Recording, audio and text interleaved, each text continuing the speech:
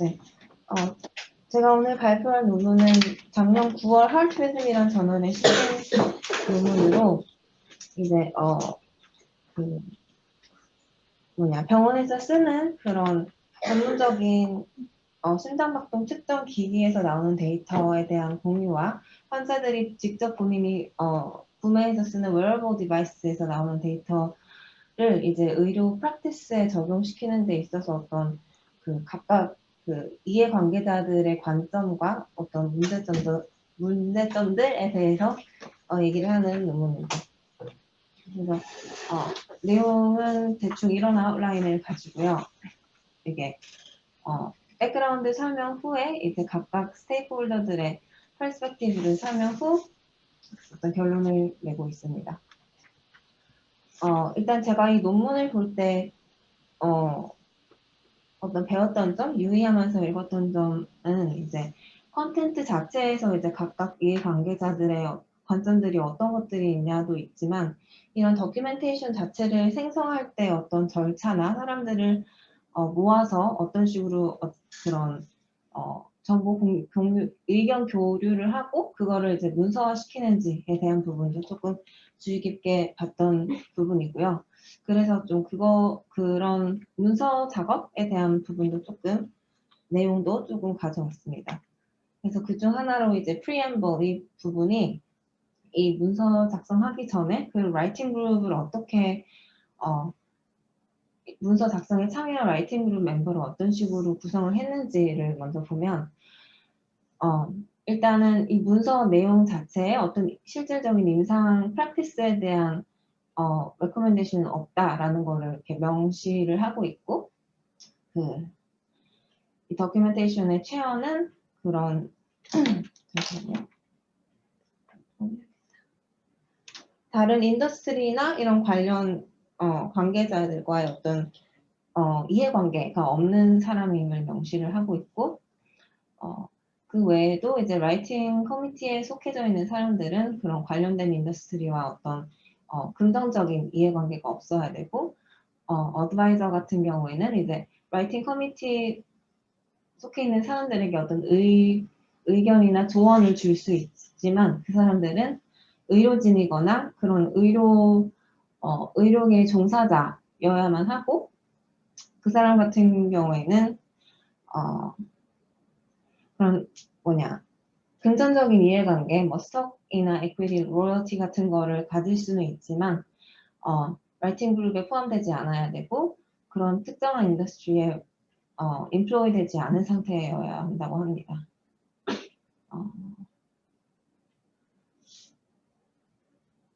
네, 그리고 그 외에 여기에 속해 있을 수 없는 사람들 같은 경우에는 어떤 포럼 같은 거를 통해 의견 교환을 서면으로 한 것처럼 적혀 있고요.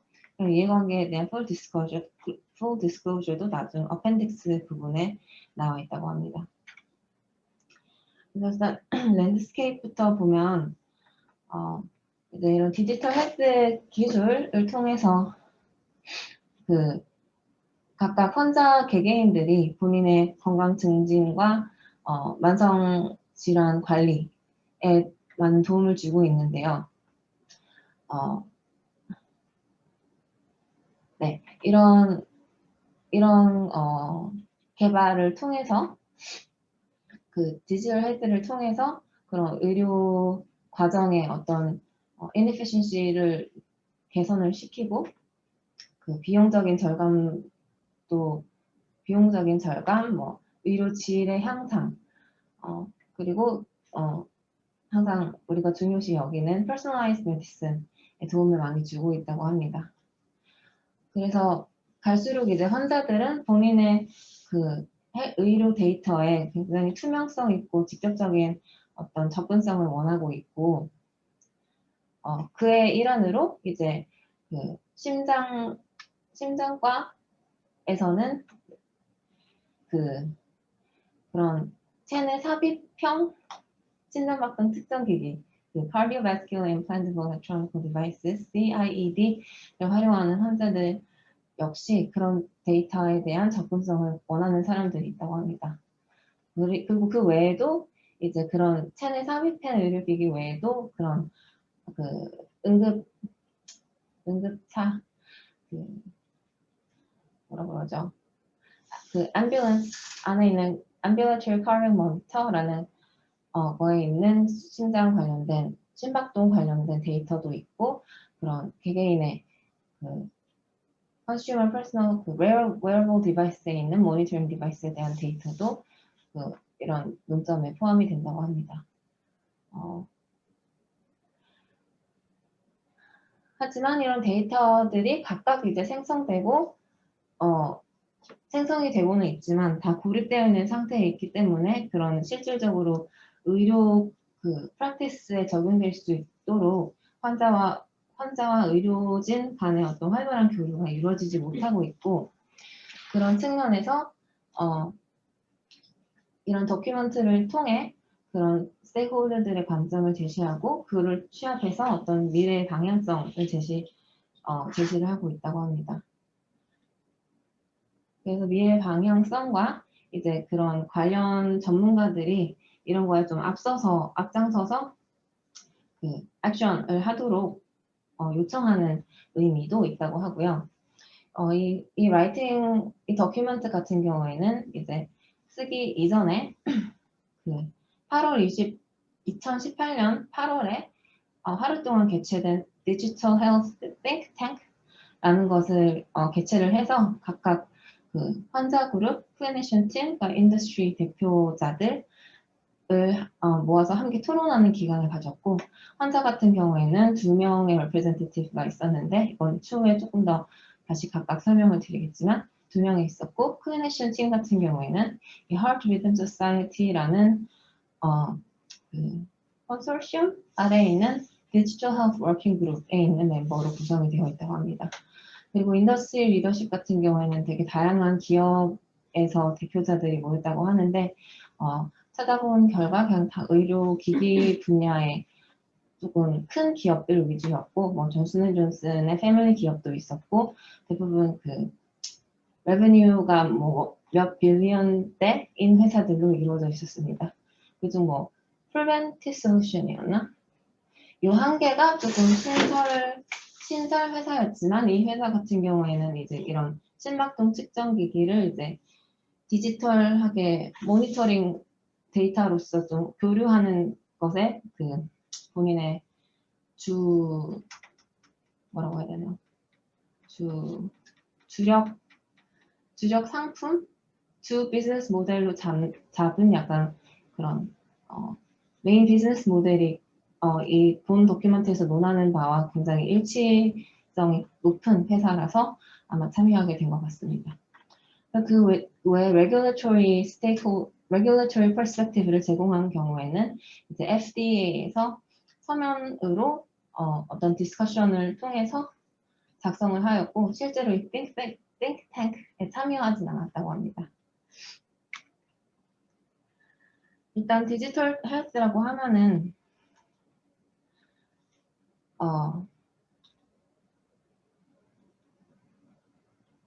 네, 이런 헬스케어에 사용될 수 있는 데이터들을 이제 모집하고 분석하고 공유하고 하는 것에 도움을 주는 어떤 기술이라고 볼 수 있는데요.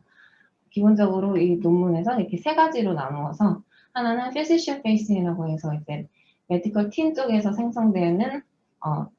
생성되고 사용되는 기술들, 예를 들면 그런 EMR, 뭐 메디컬 웹사이트, 그 삽입형 심박동 측정기기에서 나온 데이터들이 있을 수도 있고, 그런 메디컬 그레이드의 모든 디바이스랑 모니터 기기라고 볼 수 있습니다. 그리고 이것들은 이제 그런 트래디셔널한 그 메디컬 인프라스트럭처, 그 의료 병원 내에 어떤 돌아가는 워크플로우 내에서 딱 공유가 되어지는 형태로 존재하고 있고, patient consumer facing 테크놀로지 같은 경우에는 이제 자가 모니터링 기기, wearable device, 인터넷에 있는 떠돌아다니는 정보 같은 것들이 될 수 있는데, 이거는 이제 개개인이 사용하고 측정하는 것에 머무르고, 이제 이거를 의료진과 공유를 하겠다라고 하면 이제 개개인이 스스로 뭔가 방법을 찾고 요구를 해야 되는 상황에 처해져 있습니다. 그리고 그 외에는 이제 patient physician communication이라고 해서 뭐 원격 진료, 뭐 patient portal 이런 게 있을 수가 있는데 요거에 대한 것은 크게 언급이 없고요. 이 두 가지 데이터들이 분리된 상황에 가장 포커스를 맞추고 이 두 가지는 근본적으로 조금 서로 다른 문제점들을 갖고 있다고 해서 그걸 나누어서 설명을 하고 있습니다. 여기서 이 더큐먼트에서 말하는 데이터 같은 경우에는 이제 그런 기기들에서 생성되는 데이터 중에서도 직접적인 그런 의료 행위와 관련된 그 환자의 건강 지표를 나타낼 수 있는 데이터들을 말하고요. 그 외에 뭔가 다른 테크니컬한 부분에서 퍼포먼스 테스트나 뭐 기타 그런 헬스케어 팀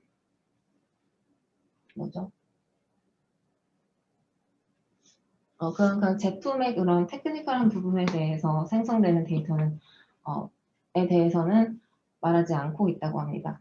그래서 예를 들면 그런 피지올로지컬 데이터가 있을 수 있고 배터리 삽입된 기기의 배터리 상태 그리고 그 심박도 측정된 리코딩 등이 있을 수가 있고 이런 다양한 기기들에서 나오는 데이터는 보통 그런 카테고리가 매니팩처와 상관없이 다 일치함에도 불구하고 그런 어떤 매니팩처마다 뭔가 그런 상세한 터미놀로지나 프로토콜이 좀 차이점이 있기 때문에 각각 이렇게 공유가 되지 않고 어떤 디지털 사일로스 안에 존재하게 되면서 실제로 공유를 하기 위해서 그냥 이미지 파일로 서로 교환을 할 수밖에 없다고 합니다. 그래서 즉 인터오퍼러빌리티가 없는 상태이기 때문에 그거를 이제 공유하는데 불편함이 있고 뭔가 데이터 프로세싱도 불가능하다는 의미가 될 수가 있겠죠. 그래서 이것들의 해소를 위해서 뭐 우리가 잘 알고 있는 뭐 데이터 스탠더드화 시키는 오거나이제이션들이 많은 노력을 기하고 있고 뭐 그중에 스노맨시티부터 로잉크, HL7 등등이 있지만 아직 뭐 개발 단계 중에 있고 뭐 완벽한 인터오퍼러빌리티를 향해서는 우리가 좀 더 노력을 해야 되는 상황이라고 볼 수 있습니다. 그리고 이 노력은 각각 인더스트리 멤버, 뭐 의료진, 정보학자들 그리고 그런 각각 그 의료기기를 생산하는 벤더들 간의 협업이 중요하다고 볼 수 있습니다. 그래서 일단 첫 번째로는 환자 퍼스펙티브부터 시작을 하는데요. 이거 같은 경우에는 세 가지 메서드를 통해 의견을 모았고 첫 번째로는 아까 말씀드린 디지털 탱크에 참여한 2명의 환자가 있습니다. 한 명은 그런 체내 삽입형 심박동 특정 기기 막 이름이 너무 기네요. CIED를 삽입한 환자가 있고 그 외에는 이제 컨슈머 웨어러블 디바이스를 굉장히 많이 활용해 본 경험이 있는 환자라고 합니다. 그리고 그 두 번째로는 뎁 메칼이라는 분이 계시는데 이분은 이게 뭐죠? 부정맥 맞나요? 부정맥 환자인데 이제 패션 애드보켓으로 굉장히 많은 활동을 하고 소셜 미디어 팔로잉도 크게 갖고 있다고 합니다. 찾아보니까 한 1만 명 정도 되는데 이제 굉장히 스페시픽한 그 팔로잉 패션 그룹에 대한 팔로잉이기 때문에 이 숫자가 되게 높은 편이라고 볼 수 있나 봐요. 제가 감이 잘 없지만. 그리고 이분 같은 경우에는 본 더큐먼트의 라이팅 그룹에 참여한 분이기도 합니다. 그리고 이분의 그런 소셜미디어 플랫폼을 활용을 해가지고 소셜미디어 팔로워 약 52명이 참여한 어떤 서베이를 거쳤고 그를 통해 받은 답변도 모아서 의견을 취합을 했다고 합니다. 네. 그래서 그거를 취합한 내용을 보면 이제 대부분의 환자들은 본인의 그런 CID 기기에 대한 정보를 별로 많이 받지 못한다라고 공통적으로 얘기를 했고 그 중에 몇몇 사람들은 그게 조금 불만이어서 그냥 스스로 자기 관리를 하기 위해서 컨슈머 웨어러블 디바이스를 구매한 이력도 있다고 합니다. 그래서 이 환자들에게 어떤 정보를 공유받고 싶냐라고 했을 때 놀랍게도 놀라운 건가요? 하여튼 그분들의 답변은 굉장히 일관성을 가지는 답변을 얻을 수가 있었고, 그중에는 이제 부정맥 에피소드에 관한 정보를 얻고 싶고, 자기의 뭐 어떤 건강 상태가 달라질 때 그거를 알 수 있는 거에 대한 정보, 그거 관련된 걸 알 수 있는 정보, 그리고 그런 거에 대한 본인 상태와 기기 상태에 대한 리포트를 굉장히 일정된 일정 딱 프리디파인된 인터벌에 정기적으로 보고받고 싶어 하였습니다. 그리고 그 내용은 본인이 이해하기 쉬운 non-technical한 랭귀지로 있어야 되고, 좀 강조되었던 부분이 이게 기기 특성상 굉장히 배터리 스테이터스에 민감하신 분들이 많았던 것 같아요. 그래서 그거를 굉장히 강조를 많이 했었습니다. 이건 아까 언급됐던 내용이고, 그래서 이 정보를 원하는 이유는 본인의 그런 만성 질병에 대한 이해도를 높이고, 본인이 이렇게 살아가면서 느끼는 심텀들이 그런 이상과 관련되어 있는지 여부를 체크하고 싶은 마음이 컸다고 합니다. 네. 하지만 아까 말씀드렸다시피 이런 취합된 의견은 결국에는 그 DM이란 분의 소셜미디어 팔로워들이기 때문에 어떤 그런 의료 정보 교환에 대한 관심도 자체가 높은 굉장히 셀프-세너틱 그룹이라는 바이어스가 있다는 걸 인지하고 있고, 이분들 같은 경우에는 굉장히 소수의 그런 보컬한 목소리가 큰 분들의 의견인 거를 인지하고 있고, 그 사람들 같은 경우에는 그런 제한 없는 완전한 본인 데이터에 대한 액세스를 원하지만 대부분의 환자들은 이제 그만큼은 원하지 않고, 보통 그런 기존에 있던 그런 의료 체계를 받아들이는 면이 더 크기 때문에 굳이 이분들만큼 그런 주장이 강하지 않은 것을 고려해야 된다고 합니다. 이 닥터 이란 아쉬 같은 분은 이제 환자이면서도 심장 전문의라고 하는데, 이분도 이런 보컬 그룹의 한 명으로서 뭐 논문까지 내셨더라고요. 그래서 이분도 싱탱크에 딱 파티시페이트를 하셔서 본인이 겪어왔던 문제점에 대해서, 답답함에 대해서 열변을 토하시는 글을 읽어봤는데 이런 분도 계셨습니다. 어쨌든 이런 두 가지 종류의 페이션트가 있고, 그것들을 고려했을 때 당장 이것들을 어떻게 해결할까를 생각해 봤을 때는 그런 환자와 직접 1대1의 의사소통을 통해서 어떤 정보들을 받고 싶어 하는지를 파악을 할 수밖에 없고, 기본적으로는 그런 베이직한 데이터부터 그 패션 포털, 이미 존재하고 있는 패션 포털에 공유를 하는 것부터 시작을 하고, 그 데이터 같은 경우는 일단 의료진의 리뷰를 거친 후에 나가는 것이 지금으로선 가장 이상적이지 않나, 당장의 해결책으로는 좋지 않나라고 말을 하고 있습니다. 그 다음에 이제 앞에서 말한 거는 그 CID라고 해서 이제 전문적인 의료기기에 대한 내용이고요. 그 다음에는 wearable device라고 해서 좀 더 메디컬 그레이드가 낮은 것에 대한 얘기인데, 이거를 사용하는 사람들의 경우 두 가지로 나눌 수 있는데, 애초에 그런 심질환에 대한 리스크가 커서 그거를 미리 모니터링하고 좀 예방하고 싶은 사람들이 있을 수도 있고, 그 다음에는 부정맥에 대한 진단을 아예 받은 사람들이 있을 수 있다고 합니다. 하지만 이런 웨어러블 디바이스를 얼마만큼 활용하고 싶냐는 개인 간의 그런 의견 차가 크고, 본인이 이런 기술에 대한, 디지털 기술에 대한 어떤 친밀감, comfortness에 따라 굉장히 편차가 큰데, 제 생각엔 이거는 이제 시간이 흐를수록 사람들이 더 익숙한 세대들이 더 많아지면서 좀 이 인트레스트가 커질 수밖에 없지 않나라고 생각이 들었고요. 그 다음에 이제 또 문제점은 이런 거를 활용을 해도 이거를 아까 말씀드렸다시피 그 의료진과 공유를 하는데 본인이 스스로 뭔가 방법을 찾아야 된다는 문제점이 있고, 프로바이더 입장에서도 이거를 활용을 하고 싶어도 현재 뭐 EHR 포털 같은 경우에는 거기에 있는 데이터와 연동이 불가능하기 때문에 뭔가 자기만의 방법으로 그 사람들의 요구를 충족해야 된다는 어려움이 있다고 합니다.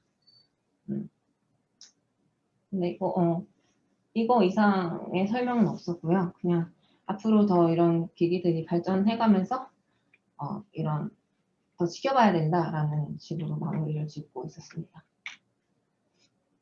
그 다음에 이제 의료진의 입장인데요. 이거 같은 경우에는 그 Heart Rhythm Society 멤버들의 의견을 취합을 하였고, 그 의료진들은 모두 상품 모두 환자들과 다른 의료팀, 그러니까 다른 과의 의료팀에게 이런 그 심박동 관련된 데이터, 그 CID로부터 나온 데이터, Ambulatory Cardiac Monitor로 나온 데이터, Wearable Device에 대한 완전한 공유와 액세스가 다 주어져야 된다는 것은 모두 동의를 하였다고 합니다. 그리고 그런 환자들이 본인 스스로 본인 데이터에 대한 접근에 대한 권한이 있다라는 것을 굉장히 잘 인지하고 있었고,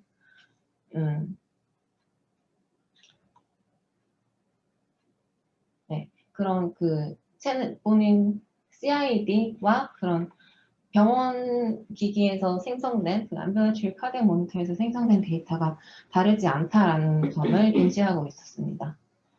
하지만 이제 환자 간에 얼만큼 데이터를 원하는지 차이점이 있기 때문에 가장 이상적으로는 데이터는 다 주되 그거를 레이어로 구성을 해서 환자들이 이해할 수 있는 형식으로 제공을 해줘야 된다라는 의견이었고, 그에 이제 결론적으로 라이팅 그룹은 각각 스테이크홀더들이 뭔가 이 데이터를 어떤 식으로 공유할 건지에 대한 컨센서스를 만들어야 되고, 그런 하이레벨 서머리 리포트에 이제 어떤 항목들을 추가해야 될지, 그리고 그 디바이스 타입마다 또 어떤 정보들을 포함해야 될지에 대한 컨센서스를 개발할 필요가 있다라고 말하고 있습니다.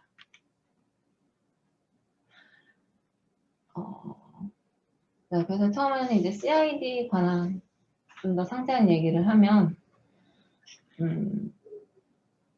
CID가 존재한 지는 좀 오래됐는데 이게 리모트 모니터링이 가능해지면서 어떤 혁신이 이루어졌다고 하는데, 그로 인해 뭐 이런 부정 아리드미아 같은 그런 이상 증세들이 미리 디텍션이 되고 관리가 됨으로써 환자 패션 아웃컴도 좋아지고 그런 응급상황 오피스 인카운터 같은 것도 줄 수 있었다고 합니다. 하지만 그만큼 그런 페이션트와 클리니션 간의 어떤 커뮤니케이션이 조금 갭이 생기는 부분이 생겼고, 네, 이런 CID로부터 나온 데이터가 이제 병원에서 모니터링을 하고 뭔가 문제가 생겼을 때 환자를 부르거나는 하지만 환자에게 직접 공유되지는 않다고 합니다. 당장 이거를 이제 환자들이 불만이니까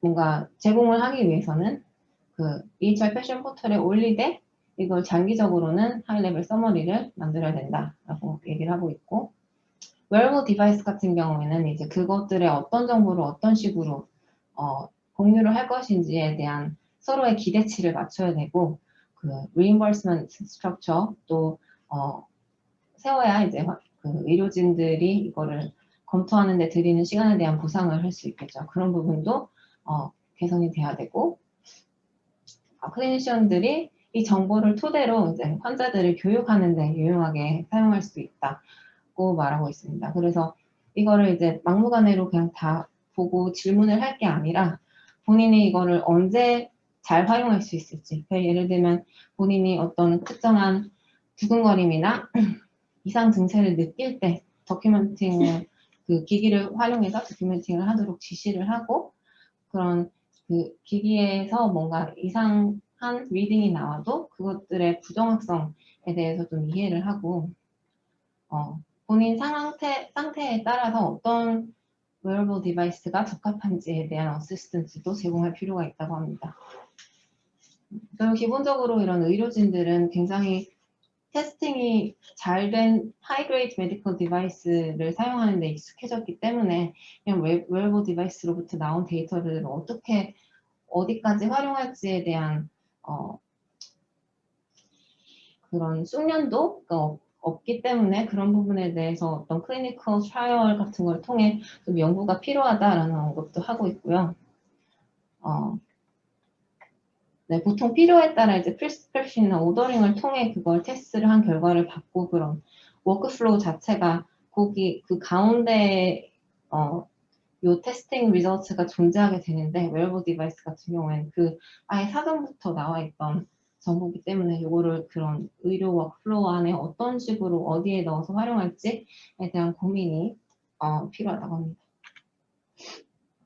그냥 리서치 퍼스펙티브 같은 경우에는 뭐 특별한 그 관련자들의 언급보다 그냥 논문에서 간단한 기본적인 얘기들만 많이 했는데요. 웨어러블 디바이스에서 나오는 헬스 데이터 같은 경우에는 이제 리서치 오퍼튜니티에서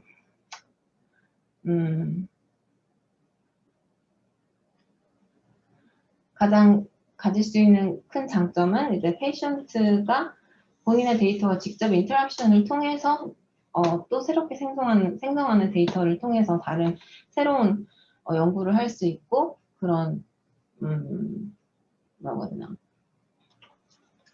모니터링 리서치 외에도 이제 페이션트 피드백을 그런 기기를 통해서 받음으로써 그런 patient satisfaction이나 뭐 quality of life 같은 부분에 대한 연구가 좀 더 활발해질 수 있다라고 합니다. 그리고 그에 추가적으로 이게 실제 의료 워크플로우에 어떤 영향을 주는지, 헬스케어 프로바이더들에게 더 부담이 되는지, 부담을 덜어주는지에 대한 연구가 있을 수 있고, 그리고 가장 중요한 건 멀티센터 클리니컬 트라이얼이 가능해질 수 있다는 것을 강조하고 있었습니다.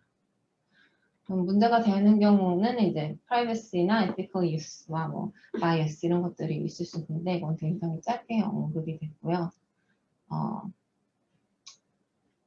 그래서 이런 툴들을 이용해서 기존 의료 체계를 챌린지를 하고 뭔가 patriarchal relationship에서 서로 협업하는 환자 의료진 간의 어떤 collaborative relationship을 도모할 것이고 앞으로의 그런 의료진과 인카운터가 조금 프리퀀시는 높아지고 인터랙션 타임은 줄어드는 좀 더 효율적인 상태로 바뀔 것을 예상하고 있었습니다. 무엇보다 이 인터랙션 타임을 줄이는 데 기여하는 것은 이제 행정적인 시간에 소비되는 시간이 많이 줄어들 것을 예상한다고 합니다. 그 다음 정책적인 부분에는 이제 원래 FDA에서 갖고 있던 의료기기에 대한 규제 사항이 이제 그 의료기기의 어떤 건강에 가할 수 있는 리스크에 따라서 3, 2, 1로 이렇게 분류가 돼 있었는데요. 이거는 원래 있던 그 부분인데 이제 뭐 3 같은 경우에는 리스크가 높아서 굉장히 그 rigorous한 approval 프로세스를 거쳐서 뭐 이런 애플리케이션 절차도 복잡하고 뭐 RCT나 퍼포먼스 테스팅이 요구될 수 있습니다. 뭐 예를 들어 그 CIED 같은 경우도 여기 속한다고 볼 수 있고요. 디피브릴레이터, 페이스메이커만 여기 속해 있네요. 그리고 그레이드 2 같은 경우에는 이것보다 조금 리스크가 낮아서 어떤 그냥 프리마켓 노티피케이션만 제출을 한다거나 기존에 있던 의료기구와 비교해서 뭔가 그 동일한 그 이퀴밸런스를 증명하게 되면 바로 어프로벌이 날 수 있다고 합니다. 그래서 이거 같은 경우는 CID 중에서 그런 룹 리코더, 리코딩 모니터링만 하는 장치 같은데 룹 리코더나 뭐 카테터 같은 게 있다고 합니다. 그리고 마지막으로 로우 리스크는 거의 건강에 위해성이 없다고 판단해서 기술가 거칠 필요가 없는 반창고나 뭐 칫솔 이런 것도 여기 포함될 수가 있고요. 근데 이제 컨슈머 웨어러블 디바이스 같은 경우에는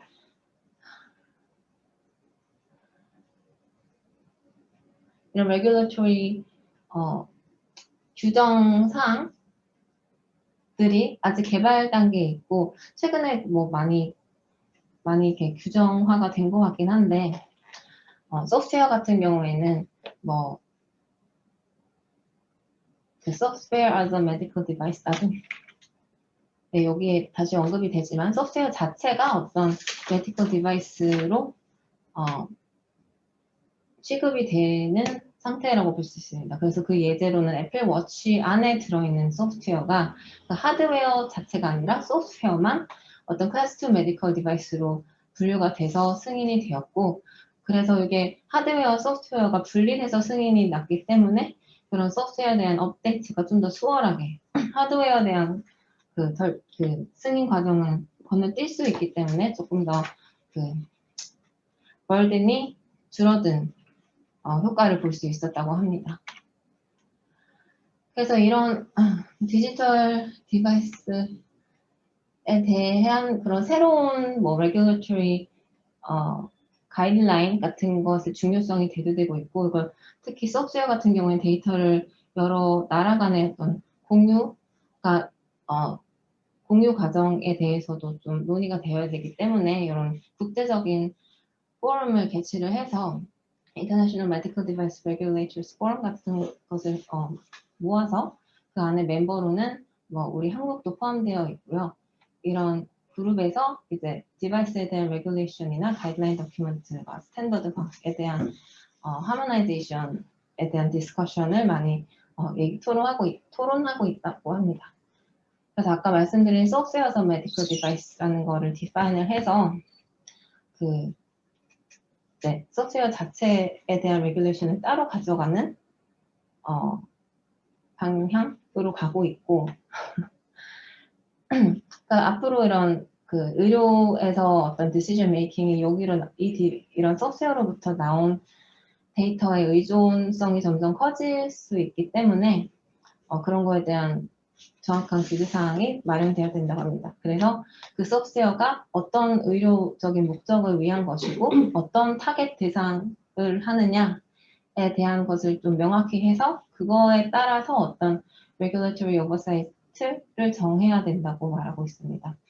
미국 같은 경우에는 프리셀 파일럿 프로그램이라고 해서 이제 각각의 의료기기에 대한 어프로브를 하는 게 아니라 어떤 기업 자체에 그 기업이 어떤 퀄리티나 오르가나이제이션 엑셀런스를 이미 입증을 하였다라고 하는 기업을 대상으로 프리서티피케이션을 줘서 그 회사 같은 경우에는 이제 좀 위험성이 낮은 디바이스는 리뷰 프로세스 없이 바로 마켓에 본인의 제품을 내놓거나 그걸 그냥 더 간소화된 리뷰 프로세스를 거쳐서 좀 더 빨리 마켓에 활용을 하고 그 마켓에서 생성되는 데이터를 통해서 그러니까 거기 real world evidence라고 볼 수 있겠죠. 그거를 통해서 본인의 기기에 대한 어떤 유효성 같은 것들을 입증할 수 있는 프로덕트 라이프 사이클을 구상하고 있다고 합니다.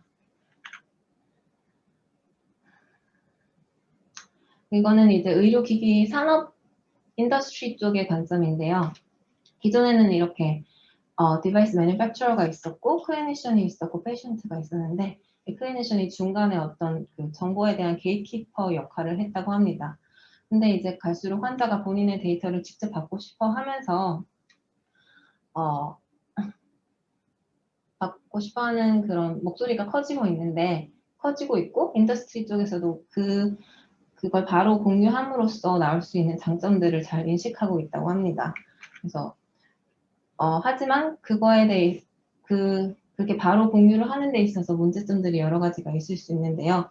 그 중에 첫 번째로는 이제 각 이해관계 문제인데 이제 페이션트와 피지션의 어떤 만족도에 대한 부분입니다. 그래서 페이션트는 바로 자기 데이터를 갖고 싶어 하지만 그거에 대해서 이제 의료진이 조금 어떤 불편함을 갖고 있을 수가 있고 뭐 예를 들면 그래서 환자가 바로 데이터를 받는 것에 불만이나 좀 걱정이 있는 의료진 같은 경우에는 이제 디바이스 매니팩처러가 바로 데이터를 제공하게 되면 그 디바이스를 사용하지 않고 다른 회사를 선택하게 되는 문제점들이 있을 수 있다고 합니다. 그리고 그런 뭔가 뭐라고 해야 되나? 페이션트와 데이터 쉐어링에 대해 이렇게 뭔가 억셉턴스가 없는 예제로서는 이제 환자 데이터를 직접적으로 그 EHR 포털을 통해서 바로 쉐어할 수 있는 기술적인 것들은 다 마련이 되어 있는데 이거를 실제로 활용하는 인스티튜션은 많지 않다고 합니다. 그리고 실제로 뭐 이런 보통 피지션들과 비즈니스 어그리먼트를 통해 의료기기를 판매하게 될 텐데 그 계약서상 어떤 리미테이션도 존재한다고 합니다. 그 외에는 이제 뭐 산업적인 부분, 레귤레이션 부분, 그 금전 파이낸셜한 부분들이 있는데 규제 부분에 있어서는 이제 바로 환자에게 어떤 데이터를 제공을 하고 그거를 통해서 뭔가 의사 결정을 내리는 것까지 할 수 있게 되면은 어떤 다이그노시스를 바로 내리는 것으로 간주가 될 수 있기 때문에 그럴 경우에는 그런 regulatory requirement가 낮은 클래스 2에서 클래스 3로 분류되어서 오히려 그 매니팩처러 입장에서 뭔가 새로운 제품을 내놓기가 어려울 수 있다고 합니다. 그 외에는 이제 패션 포털을 생성하고 유지시키는 데 대한 것도 어떤 지속 가능한 비즈니스 모델을 만들어서 그런 그 스스로 뭔가 뭐라고 해야 되죠? 그 사업 모델이 형성되어서 이게 스스로 유지가 될 수 있게 해야 되는 부분도 있다고 합니다. 그래서 인더스트리 쪽에서 내온 그 단기와 장기 솔루션을 보면은 단기적으로는 아까 말씀드렸다시피 패션 포털에 정보를 올려서 이거를 활용을 한다. 그리고 그 의료진이 일단 리뷰를 한다는 것이고 장기적으로는 다 같은 얘기인데 네, 다 같은 얘기입니다. 이런 뭐 wearable device 데이터도 활용을 해야 되고 meaningful and constructive한 방식으로 정보가 제공이 돼야 하고 이 과정은 의료진과 환자의 의견을 모두 반영하여서 뭔가 개발이 돼야 된다라고 말을 하고 있습니다. 그 다음에 이제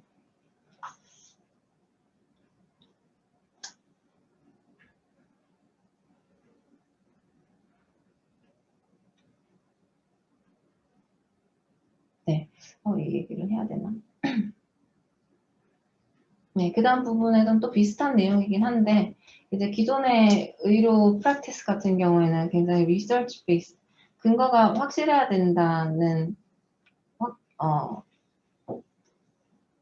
확실한 근거를 기반으로 한 어떤 의료 프랙티스가 행해져야 된다는 인식이 강하고 그것 때문에 뭔가 새로운 기술과 그 치료 방법이 나와도 그거를 굉장히 보수적으로 적용시키는 부분이 있었다고 합니다. 하지만 환자들 입장에선 점점 이제 본인이 그런 새로운 기술과 그 디지털 헬스 데이터를 활용한 어떤 진료 방식을 원하고 있고 그거에 이제 클리니션들도 어느 정도 그 기대치에 부합을 해야 되는 측면이 있다고 말을 하고 있는데 말을 이렇게 해도 되나 모르겠네요. 아무튼 그렇게 얘기를 하고 있는데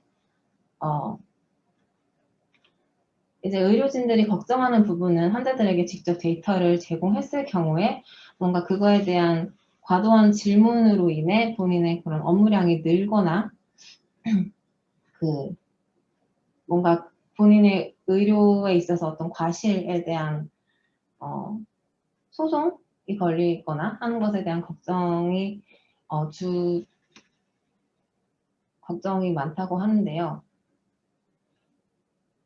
이거는 그냥 건너뛰겠습니다. 뭔 소리인지 잘 이해가 안 돼서 여기 말하는 경우 한 예제로 네, 이런 네. 이슈들은 아주 옛날로 돌아가면 처방전 있잖아요. 네. 의사가 처방전을 쓸 때 처방전을 환자한테 프린트돼서 주잖아요. 네. 90년대엔 이게 큰 논쟁이었어요. 기존에는 손으로 싹 써줬는데 손으로 써줄 때 환자가 알아볼 수 없게 써줬어요. 일부러. 왜냐하면 내가 환자한테 정확한 글자를 써주면 이 환자가 그 약을 따로 구매한다든가 남용해서 위험에 빠질 수 있다. 예를 들면 그런 게 명분이었거든요. 실제로 그렇게 스탠다드 메디컬 프랙티스에 수백 년 동안. 그래서 의사는 악필로 쫙 갈겼어야 돼, 처방전을. 그랬는데 이제 전산화가 되면서 타이핑을 하게 되잖아요. 그러면 이제 타이핑을 해야 되느냐 말아야 되느냐에 대해서 굉장한 저항이 있어요. 똑같아 이거랑.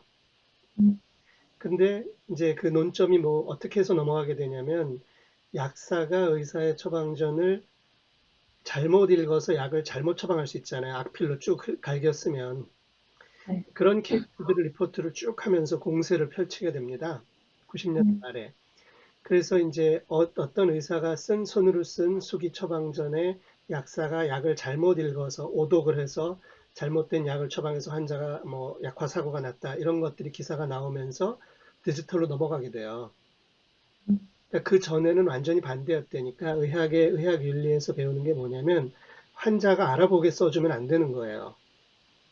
왜냐하면 환자가 오남용할 수 있기 때문에 그 약을. 그게 메디컬 파터 부권적 모델, 파터니티 모델이라고 그러거든. 그러니까 그런 전통이 그 정보화가 이루어지면서 소위 컨슈머리즘이 증가하면서 여러 가지 기술적 문제도 해결되고 컨슈머리즘도 올라가고 환자도 좀 알 권리가 생기고 요즘은 약 이름을 말이죠. 약 이름을 마음대로 만드는 걸 금지하기 시작했어요.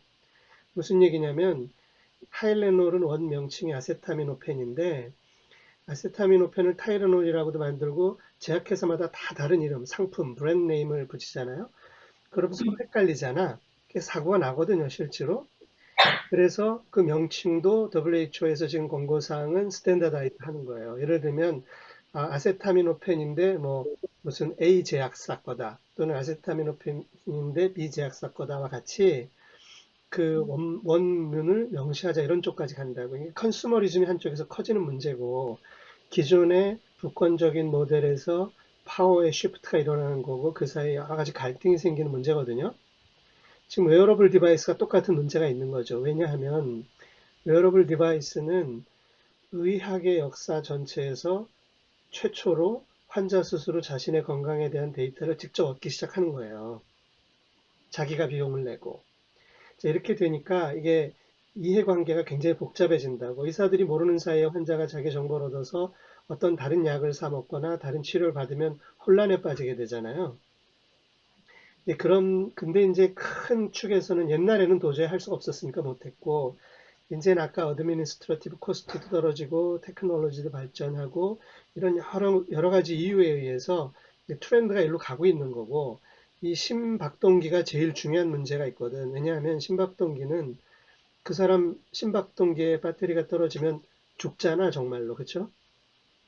그러니까 이쪽에서는 굉장히 강한 액티비스트들이 있는 거예요, 환자 중에서. 또 그리고 이제 그런 한 익스트림이 심박동기고 아주 오래된 예제가 약 처방전에 관한 거고 그 사이에 이제 수많은 웨어러블이 있고 파워가 컨슈머 쪽으로 계속 넘어가는 거예요. 컨슈머 임파워먼트 쪽으로 가는데 그렇다고 해서 그런 상태로 막 간다고 의학에 좋은 건 아니거든요. 왜냐하면 이 모든 용어도 정리가 안 돼 있고 환자는 상황 잘 모르고 스펙트럼이 엄청나게 넓잖아. 그러니까 여기서 얘기하는 건 뭐냐면 주로 아마도 그 큰 방향엔 동의한다. 그리로 간다. 그러나 그 가는 과정은 여러 가지 절차를 밟아서 검증된 방식의 리포트를 하고 어떻게 알려주고 어떤 정보를 제공하고 레이어드 인포메이션을 주고 그 피드백을 보고 리서치가 따라가면서 그 상황을 확인하고 그런 단계를 거치면서 글로 간다. 근데 이제 최근에 생각보다 그게 좀 가속화되는 것 같다. 이런 얘기를 하는 거죠. 그러니까 이렇게 큰 리뷰를 해 놓은 거죠. 이 사람들 글은 굉장히 정교하게 잘 쓴 것 같아요. 그러니까 처방전조차도 지금은 처방전 당연히 받죠.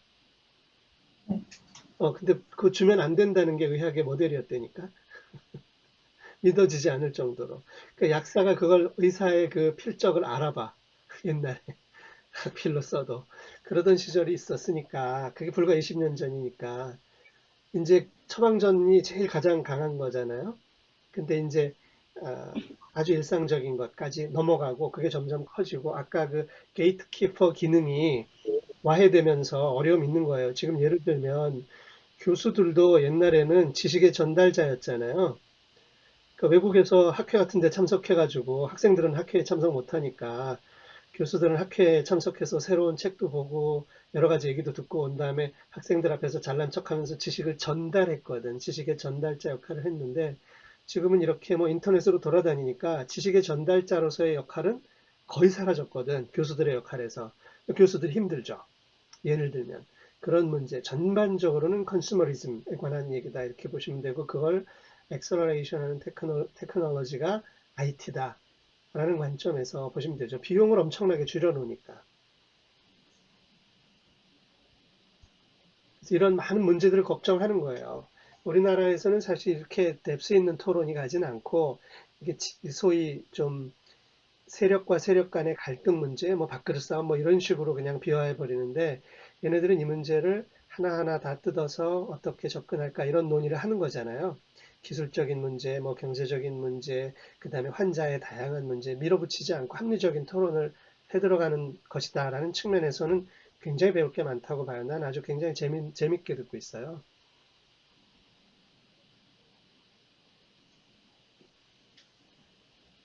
계속 할까요? 네? 네. 네. 그러면 조금 이해가 되는 부분이 있는 것 같습니다. 그래서 이제 의사들이 아까 말씀하셨던 그런 약 처방의 오용? 남용과 같은 비슷한 맥락으로 이제 환자들이 본인의 그런 웨어러블 디바이스로부터 리딩을 통해서 뭔가 스스로 판단을 해가지고 어떤 약 처방을 내릴 수 있는 사람에게 그런 리딩을 인터프레트하지 못한 피지션에게 가서 잘못된 약 처방을 받을까에 대한 걱정이 있는 부분도 있다고 합니다. 네, 그래서 이런 걱정들이 있는데 이 뒷부분에 대한 추가적인 설명은 없었고요. 즉 앞에 이제 그런 오버버든 라이애빌리티 문제에 대해서는 이제 오픈 노트라고 오픈 차트 모델로 이제 그 진료 기록 클리니션 노트를 모두 실시간으로 환자들과 공유하는 그런 이니셔티브가 있었고 그거에 대한 논문이 몇 가지 나왔었는데요. 그것을 분석했던 결과의 토대로 얘기를 하면 이제 환자들이 어떤 셀프 매니지먼트 자기 만성 질환에 대한 그 자가 관리를 좀 더 잘하게 됐고 그런 퀄리티 오브 케어나 만족도가 높아졌다는 결과가 있었고 그 의료진들 자체도 그 오픈 차트를 이용하는 사람들은 가이드라인을 좀 더 잘 따랐고 메디케이션 에러가 줄었다는 보고가 있습니다. 그리고 소수가 경우 이제 세큐리티 컨선이나 어떤 유저 프렌들리너스가 부족하다라는 지적을 한 부분도 있었지만 전반적으로 이런 메디컬 커뮤니티가 걱정했던 라이애빌리티나 버드닝의 문제에 대해서는 실질적인 증거로서 뭔가 materialize 된 부분은 없다고 말을 하고 있습니다. 네, 요게 그 논문의 하나고요. 뭐 여기서 말하는 거는 이제 상세한 건 안 갖고 왔는데 이제 클리니컬 노트를 뭐 4개 이상 1년 동안 4개 이상 직접 액세스한 페이션트 같은 경우에는 그런 collaborate라고 해서 의료진과 어떤 협력하는 정도의 점수를 매기는 그 점수 스코어링 메소드가 있나 봐요. 그 점수가 조금 더 높았다고 합니다. 네.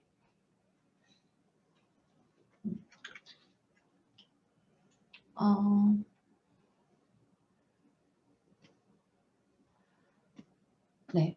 이것도 이제 앞에서 조금 다 여기저기서 언급했던 부분인데, 기본적으로 좀 서머리 하는 겸 말씀을 드리면, 그 컨슈머 웨어러블 디바이스로부터 나온 데이터 같은 경우에는, 이제 우리가 어떤 이게 건강으로서 실제로 어떤 도움이 되는지, 어떤 리스크가 있는지를 뭔가 체계적으로 그 에비던스를 수집하기에는 너무 그 발전 속도가 빨라서 어떻게 따라갈 수가 없는 부분이 있고, 그걸 이제 같이 뭔가 그 이노베이션 스피드와 같이 뭔가 갈 수 있는 방법을 마련해야 되는데, 그 중에 몇 가지로서 이제 환자와 의료진 간에 어떤 식으로 데이터 공유를 할 건지에 대한 그라운드를 먼저 세워야 된다고 합니다. 그래서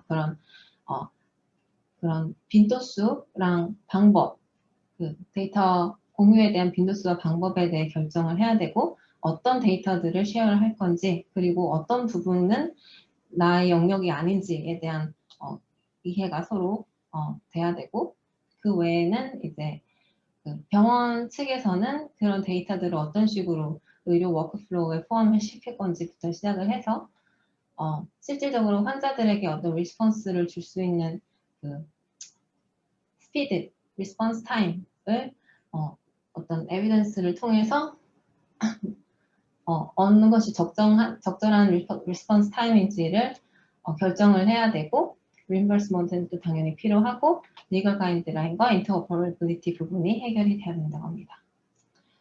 그래서 여기서는 이제 그런 위험성이랑 뭐 불확실성들이 많이 도래를 하지만 환자들은 이것이 해결될 때까지 기다려주지 않을 것이다. 굉장히 강력한 메시지를 던졌었고요.